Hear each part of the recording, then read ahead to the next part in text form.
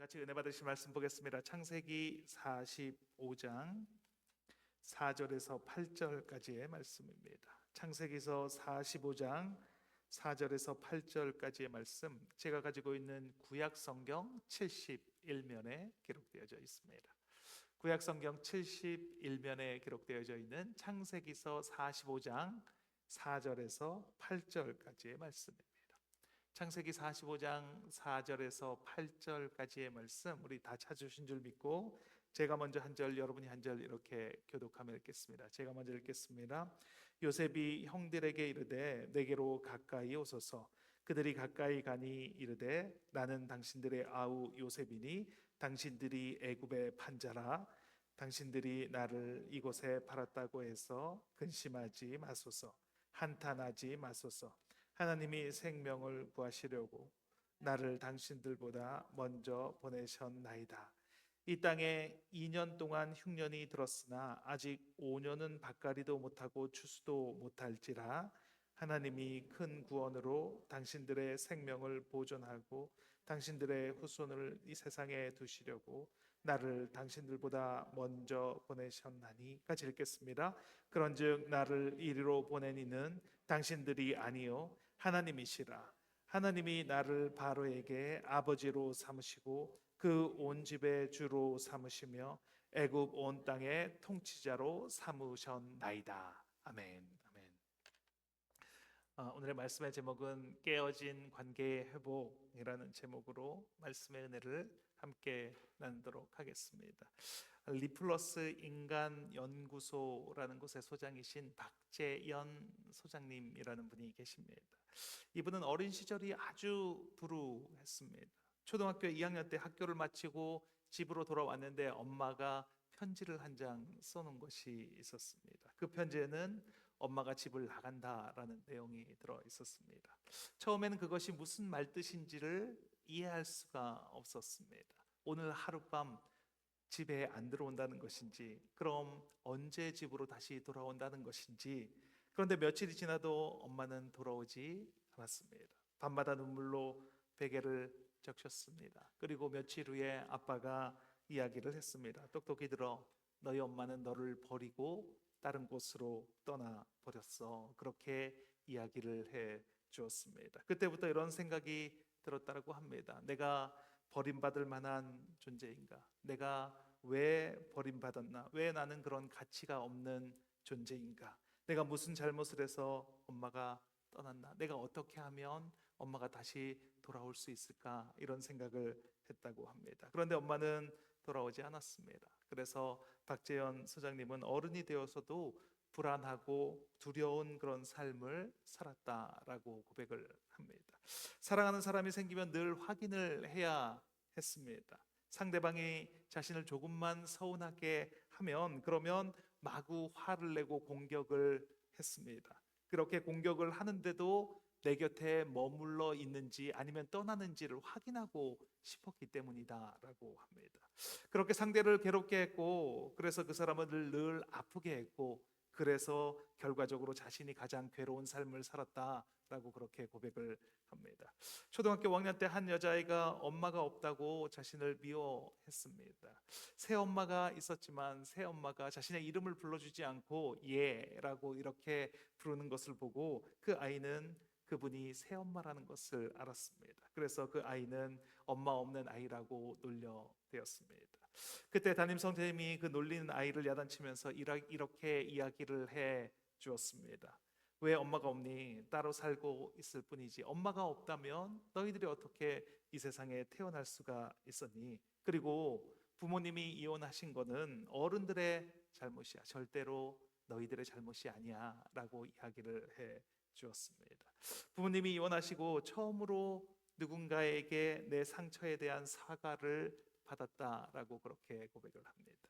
내가 더 잘했으면 우리 부모님이 헤어지지 않았을까? 마음속 깊이 죄책감이 사라졌습니다. 부모님이 이혼으로 인해 빚어지는 그런 일들에 대해 누군가로부터 처음으로 사과를 받는 기분이었다라고 그렇게 고백을 합니다. 미움받을 용기를 쓴 알프레드 아들러는 이런 이야기를 했습니다. 인생의 모든 문제는 관계에서 시작된다. 인생의 모든 문제는 관계에서 시작됩니다. 기분이 좋았다가도 어떤 사람과 조금만 이상한 관계로 관계가 틀어진다면 그러면 갑자기 세상이 지옥으로 바뀌게 되는 것입니다. 정말 절망적인 상황인데 살아갈 이유가 없는, 그것을 발견할 수 없는 그런 상황인데, 그런데 어떤 사람이 나를 믿어주고 나를 안아주는 그 사람을 만나게 되면, 그 사람이 옆에 있다는 것을 알게 되면, 그렇다면 그 모든 문제를 이길 수 있는 힘을 공급받게 되는 것입니다. 그 힘으로 다시 일어서게 됩니다. 박재현 소장은 참 어려운 시간을 보냈습니다. 부모님이 이혼을 하고 폭력을 가하는 그런 아버지 밑에서 성장을 해야 했습니다. 본인도 가정을 꾸몄지만 결국 오래가지 못하고 본인도 이혼하고 말았습니다. 관계에 있어서 정말 어려운 삶을 살아갔습니다. 그런데 지금은 그 누구보다도 관계에 있어서, 그리고 대화에 있어서 가장 탁월한 사람이 되었습니다. 관계가 어려운 사람들에게 힘이 되어주는 그런 삶을 살아가고 있습니다. 관계가 어려울 때 얼마나 힘이 드는지를 알기에, 그것이 얼마나 고통스러운 것을 알기에 그들을 도와주는 삶을 살아가고 있습니다. 정말로 아이러니하게도 그 많은 어려움을 겪었던 사람들이, 그 많은 고통을 겪었던 사람들이 그것을 통해서 그 방면에 가장 뛰어난 사람이 될 수 있다라는 것입니다. 그 어려움을 극복하면서 그 어려움을 잘 이해하고, 그리고 그 어려움을 어떻게 잘 도와줄 수 있는지를 알아가기 때문입니다. 오늘 본문에 등장하는 사람도 관계의 어려움을 경험한 사람이 본문에 등장을 합니다. 요셉도 어린 시절에 어머니가 돌아가셨습니다. 그래서 아버지의 편애를 받으면서 살았습니다. 그런데 그 아버지의 편애가 요셉이 관계하는 것을 어렵게 만들어 버렸습니다. 창세기 37장 4절 말씀입니다. 같이 읽겠습니다. 그의 형들이 아버지가 형들보다 그를 더 사랑함을 보고 그를 미워하여 그에게 편안하게 말할 수 없더라. 요셉은 형들의 미움을 사게 됩니다. 그만큼 관계가 어려워졌습니다. 그 미움의 정도가 도를 넘어서 그 동생을 죽여도 괜찮다, 죽이고 싶다, 이렇게까지 갔습니다. 창세기 37장 20절 말씀입니다. 같이 읽겠습니다. 자, 그를 죽여 한 구덩이에 던지고 우리가 말하기를 악한 짐승이 그를 잡아먹었다 하자. 그의 꿈이 어떻게 되는지 우리가 볼 것이니라. 요셉이 결국 노예로 팔려가게 됩니다. 아버지도 있고 형제들도 있는데, 그런데 결국 그는 노예의 신분으로 팔려가게 됩니다. 그래도 요셉은 잘 살아보려고 합니다. 열심히 살아보려고 합니다. 그렇게 관계가 무너졌는데, 그가 알고 있던 사람들이 자신을 버리고 자신을 죽이려 한다는 것을 알았는데 요셉은 열심히 살아갑니다. 그리고 보디발 장군의 집에 가정 총무가 됩니다. 그리고 보디발 장군의 아내의 누명을 쓰게 됩니다. 요셉은 자신을 희롱했다는 누명을 받게 됩니다. 그리고 이번에는 감옥에 갇히게 되었습니다. 형제들에 의해서 노예로 팔려 나가게 됩니다.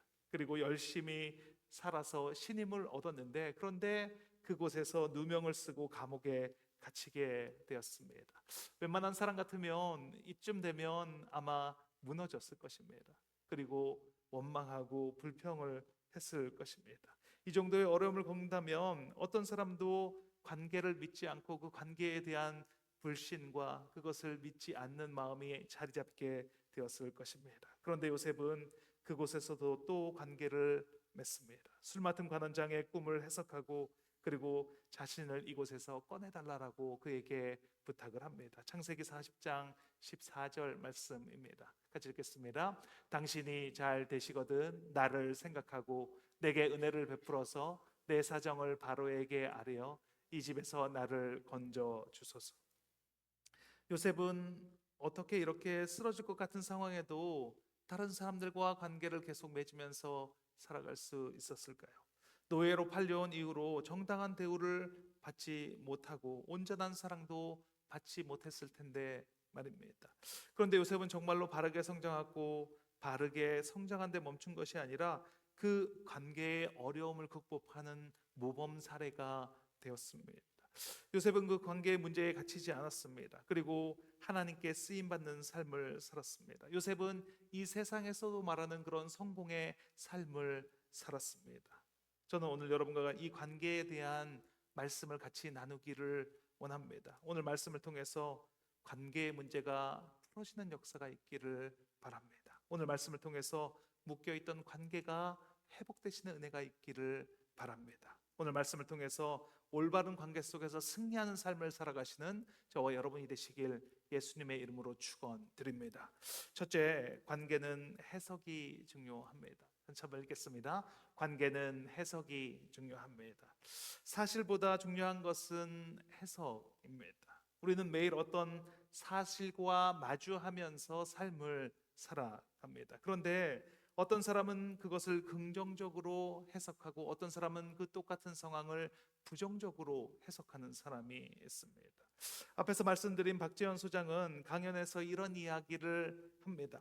혼잣말이 얼마나 중요한지에 대해서 이야기를 합니다. 혼잣말이라고 실제로 입술로 내뱉는 말도 혼잣말이지만 속으로 계속 되풀이해서 생각하는 것도 혼잣말이라고 말합니다. 내가 어떤 혼잣말을 하느냐에 따라서 관계가 바르게 갈 수도 있고 완전히 다른 방향으로 갈 수 있다라고 그렇게 말을 합니다. 예를 들어서 직장에서 팀장님과 팀원이 미팅을 한다라고 가정을 해보겠습니다.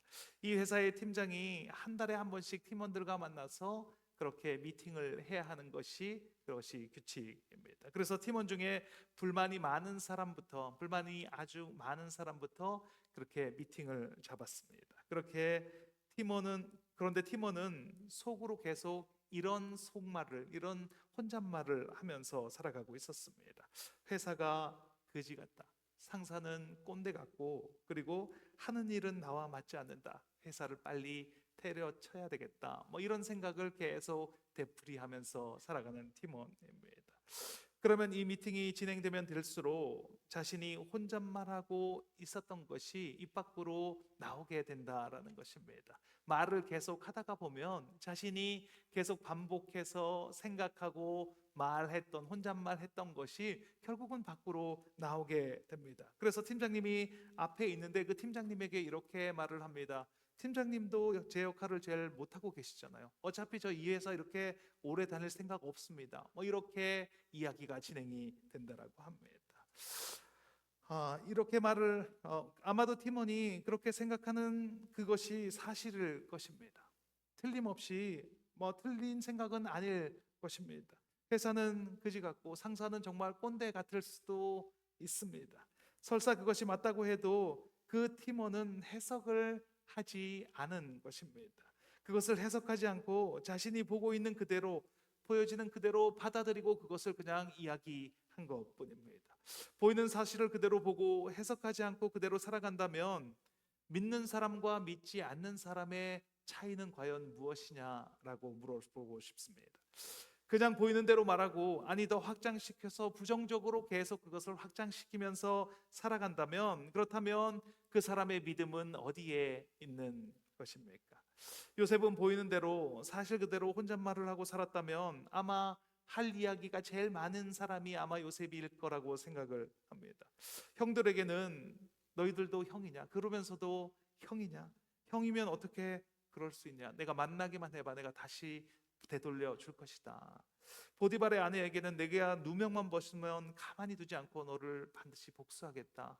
이렇게 혼잣말 할 수 있습니다. 속으로 생각하고 또 생각하고 혼잣말을 계속하다 보면 그의 인생이 그렇게 되어지는 것입니다. 고작 복수하는 인생. 뭔가 열심히 해서 자기의 생각대로 모든 일을 다 이루었는데 그 이룬 것이 다른 사람을 복수하는 그런 인생이 되고 마는 것입니다. 그런데 요셉은 어떻게 합니까? 창세기 45장 5절 말씀입니다. 같이 읽겠습니다. 당신들이 나를 이곳에 팔았다고 해서 근심하지 마소서. 한탄하지 마소서. 하나님이 생명을 구원하시려고 나를 당신들보다 먼저 보내셨나이다. 요셉의 혼잣말이 이 순간에 나오게 되는 것입니다. 형들을 만났을 때 형들은 모두 다 겁이 났습니다. 자신들의 한 행동을 알고 있었기 때문입니다. 그렇다는 말은 무엇입니까? 있는 사실 그대로 행동을 한다면, 그대로 받아들인다면 형들은 벌을 받는 것이 마땅합니다. 재판이 열리고 재판을 통해서 더 무거운 벌을 받고 더 덜할 벌을 받을 뿐이지만 어쨌든 그들은 벌을 받아야 합니다. 죄값을 물어야 합니다. 그런데 요셉은 어떻게 합니까? 요셉은 자신이 혼잣말을 한 대로 말하고 그대로 행동을 합니다. 창세기 45장 7절 말씀입니다. 같이 읽겠습니다. 하나님이 큰 구원으로 당신들의 생명을 보존하고 당신들의 후손을 세상에 두시려고 나를 당신들보다 먼저 보내셨나니. 요셉이 해석하는 삶을 살지 않았다면 할 수 없는 말들입니다. 요셉은 그렇게 해석을 했습니다. 그렇게 혼잣말로 수없이 반복하는 삶을 살았습니다. 하나님이 큰 구원을 이루시려고 그러시는구나. 하나님이 생명을 구원하셔서 후손을 두시려고 이렇게 하시는 것이구나. 그렇게 반복해서 말했습니다. 그리고 그 말대로 삶이 이루어져 가는 것입니다. 잘 생각해 보시기 바랍니다. 나는 어떤 혼잣말을 하고 살아가고 있습니까? 내가 관계 속에서 반복하는 말은 무엇입니까? 저런 원수, 저것만 없으면 되는데, 아니 왜 저런 사람이랑 엮여서 내가 이렇게 고생을 하는 거야? 내가 상종을 하지 말아야지. 이렇게 생각하고 혼잣말을 하며 살아간다면 그 삶은 불행한 삶입니다. 관계가 편안하지 않으면, 불편한 사람이 있으면 불행한 삶을 살아갈 수밖에 없습니다. 그런데 똑같은 상황을 이렇게 해석한다면 어떻게 되겠습니까? 정말 보기 싫은 사람을 만나고 싶지 않은 사람이라도 의미를 해석하는 것입니다. 왜 그런지를 질문해 보는 것입니다. 왜 보기 싫은 사람을 나에게 붙여 주셨는지, 그 사람을 통해서 무엇을 알게 하시려는 것인지, 그게 뭔지를 잘 모를 때에는 그게 뭔지를 잘 모르겠습니다. 이렇게 계속 혼잣말을 하는 것입니다. 그렇게 혼잣말을 하면 그것이 해석이 되는 것입니다. 그 의미가 무엇이고 왜 이렇게 생겼는지, 그리고 왜 이런 일을 통해서 정확히 무엇을 깨닫기를 원하시는지를 알게 되는 것입니다. 요셉은 끊임없이 해석을 했을 것입니다. 끊임없이 혼잣말로 반복을 했을 것입니다. 정말 이해가 되지 않는 밤에 노예로 팔려가는 그 사막에 터덜터덜 걸어가는 그 길에서 어디로 가든지 모르는 그 두려운 밤에 누명을 쓰고 감옥에 갇혀 그렇게 털썩 주저앉아 있는 그 밤에도 끊임없이 해석을 했을 것입니다. 이렇게 하시는 의미가 무엇입니까? 내가 이것을 통해서 무엇을 알아가기를 원하십니까? 내가 여기에 있는 이유가 무엇입니까? 저는 잘 모르겠습니다. 나는 알 수가 없습니다. 그러니 제발 저에게 알려주십시오. 그 수많은 밤에 질문하고 또 질문하고 해석하고 또 해석해서 드디어 알게 되었습니다. 깨닫게 되었습니다. 아, 하나님의 큰 구원을 이루시려고 하시는구나. 후손들의 생명을 보존하기 위함이시구나. 그리고 결국 우리의 후손을 통해서 하나님의 일을 이루어가는 과정이구나. 관계가 어려운 사람이 있습니까? 그렇다면 해석을 하셔야 합니다. 왜 그러는지 질문을 하셔야 합니다. 내가 이 관계를 통해서 무엇을 얻기를 원하시는지, 무엇을 배우기를 원하시는지를 질문을 해야 합니다. 혼잣말로 끊없이 반복해야 합니다. 그러면 알게 됩니다. 왜 그렇게 하셨는지, 왜 나를 이곳에 보내셨는지, 왜 그 사람을 만나게 하셨는지. 우리 모두 올바른 해석을 통해서 올바른 관계를 맺어가시는 저와 여러분이 되시길 예수님의 이름으로 축원드립니다. 둘째, 관계는 하나님을 개입시키는 것입니다. 같이 한번 읽겠습니다. 관계는 하나님을 개입시키는 것입니다. 사무엘하 16장에 보면 다윗이 아주 어려운 상황에 처해 있는 것을 볼 수 있습니다. 아들 압살롬이 반역을 일으켰습니다. 그래서 다윗은 왕궁을 버리고 그리고 도망을 가야 하는 그런 신세가 되었습니다. 이렇게 상황이 좋지 않을 때에 관계는 드러나게 되어 있습니다. 다윗의 어려움을 알고 달려와서 도움을 주는 사람이 있습니다. 바르실레는 다윗 왕의 어려움을 처했을 때 음식을 가지고 와서 그 일행들을 배불리 먹여 주었습니다. 그런데 다윗의 상황이 좋지 못한 것을 이용해서 다윗을 모욕하는 사람도 있습니다. 그 사람은 시므이라는 사람입니다. 이 시므이는 사울 왕의 친척입니다. 사울 왕에 이어서 다윗이 왕이 된 것이 보기가 좋지 않습니다. 다윗이 왕이 된 것이 억울하게 생각이 됩니다. 그런데 다윗이 힘이 좋을 때는 아무 말을 하지 못했습니다. 다윗이 아들 압살롬에게 쫓겨서 도망을 가고 있을 때, 그가 힘이 없을 때 다윗에게 와서 저주를 퍼붓기 시작합니다. 사무엘하 16장 5절 6절 말씀입니다. 같이 읽겠습니다. 사울의 친족 한 사람이 나오니 게라의 아들이요 이름은 시므이라. 그가 나오면서 계속하여 저주하고 또 다윗과 다윗 왕의 모든 신하들을 향하여 돌을 던지니. 그러니까 다윗의 부하들이 화가 나서 가만히 있지를 못합니다. 다윗의 부하 장수 아비새가 말을 합니다. 사무엘하 16장 9절입니다. 같이 읽겠습니다. 이 죽은 개가 어찌 내 주 왕을 저주하리이까? 청하건대 내가 건너가서 그의 머리를 베게 하소서 하니. 너무나 당연한 말 아닙니까?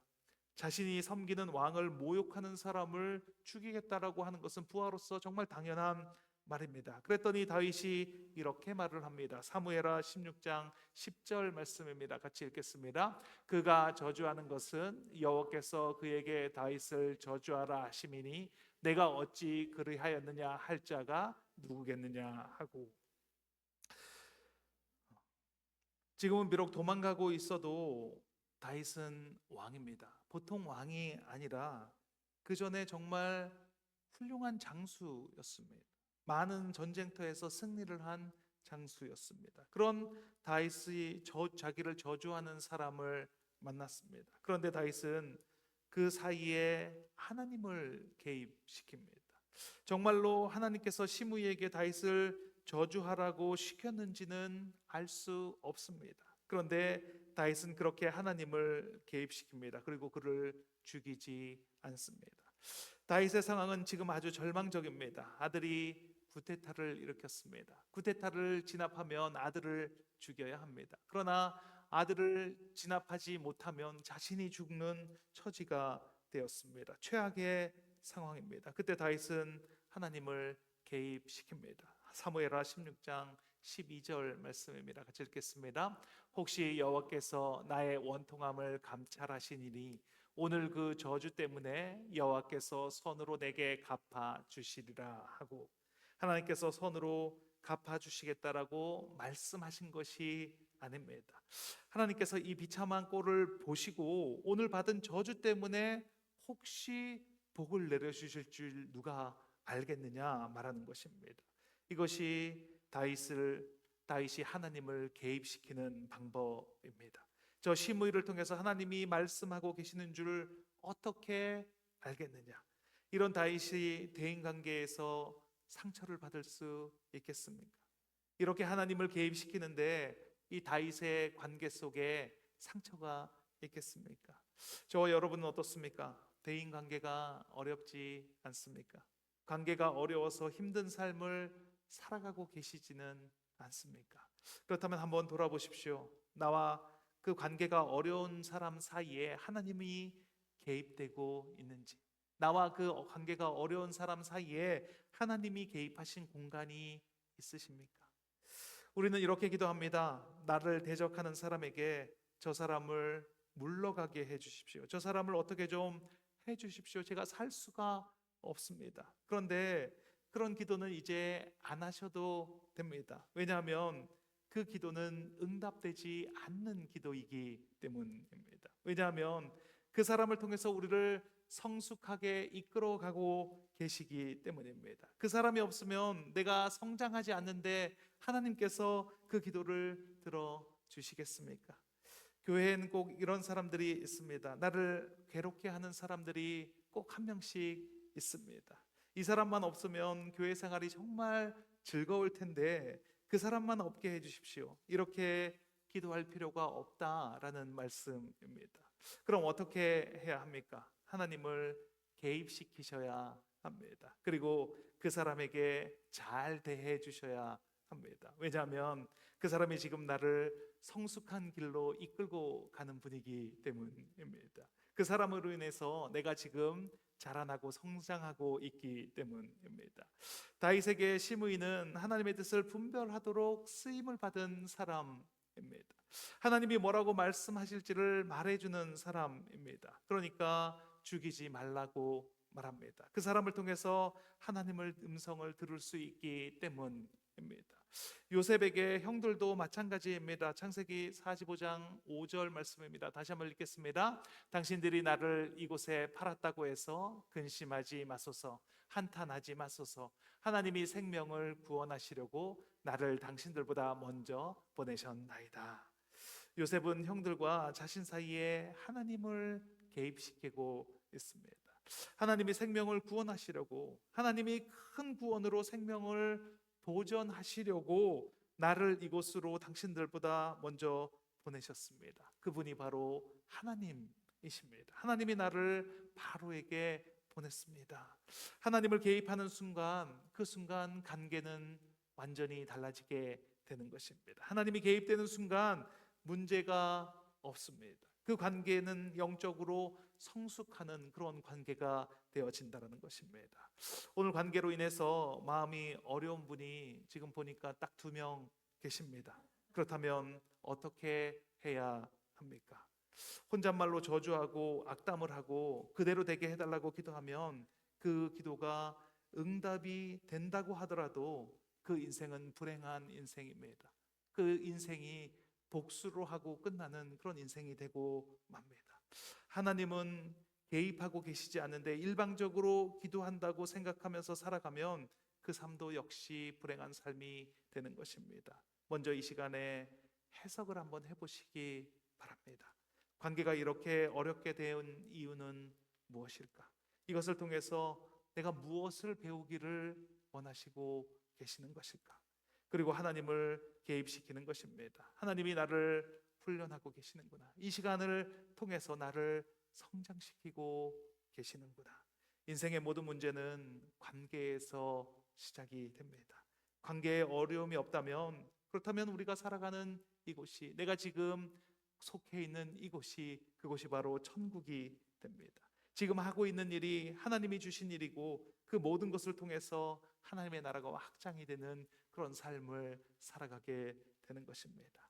오늘 예배에 참석하신 모든 분의 삶에 관계가 회복되시는 은혜가 있기를 바랍니다. 오늘 이 시간 이후로 관계로 인해서 어려움을 겪는 사람이 없는 저희 교회가 되시기를 예수님의 이름으로 축원드립니다. 같이 기도하는 시간을 갖겠습니다. 이 시간 회복되시는 시간이 되시기를 바랍니다. 무엇이 회복되어야 합니까? 관계가 회복이 되어야 합니다. 관계가 회복이 되지 않으면 삶이 고달픕니다. 삶이 괴롭습니다. 하나님은 우리의 관계를 회복을 통해서 성장케 하십니다. 그것을 토대로 바라보는 것이 그것을 그대로 바라보는 것이 아니라 해석을 통해서, 올바른 해석을 통해서 그 관계에서 무엇이 중요한지를 알게 하십니다. 하나님은 우리의 관계를 회복시키십니다. 하나님을 개입시킴으로, 하나님께서 개입하심으로 온전한 관계의 회복이 될 줄 믿습니다. 우리 이 믿음으로 기도하기를 원합니다. 우리의 깨어진 관계가 회복되기를 원합니다. 관계를 회복하시는 하나님, 이 시간 그 관계를 온전히 회복해 하시고 요셉과 같이, 다윗과 같이 이 세상에서도 넉넉히 이기는 우리가 되게 하여 주시옵소서. 기도하면 들어주신 주님께 주님 한번 내치시고 통성으로 기도하시겠습니다. 주여.